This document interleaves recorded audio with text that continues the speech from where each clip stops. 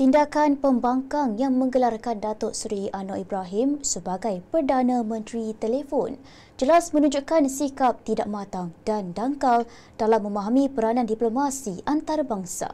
Ketua Cabang Parti Keadilan Rakyat PKR Pasir Gudang, Murad Jaliani berkata, segelintir pimpinan serta penyokong pembangkang itu tidak menyedari tindakan Perdana Menteri adalah satu bentuk usaha diplomasi yang membuahkan kejayaan.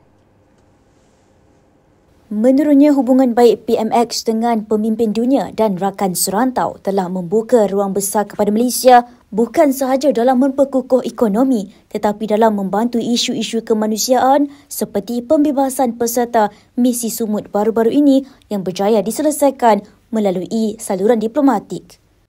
Iroниnya, sewaktu Perikatan Nasional PN memegang tampuk kuasa, banyak urusan penting negara gagal diselesaikan dengan baik.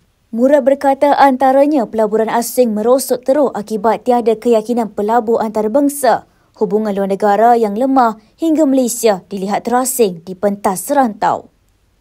Dakwanya begitu juga pentadbiran bercelaru dan tidak stabil dengan pertukaran menteri yang kerap, dasar tidak konsisten termasuk gagal mengurus bantuan rakyat secara cekap.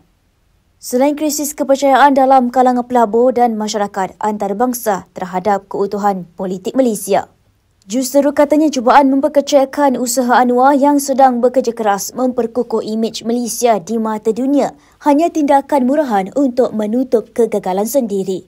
Semalam Anwar dilaporkan membidas dakwaan itu dan menyatakan usaha beliau menghubungi pemimpin dunia bukan sesuatu yang sia-sia. Sebaliknya membuahkan hasil dalam membantu menyelesaikan beberapa konflik serantau termasuk antara Kemboja dan Thailand.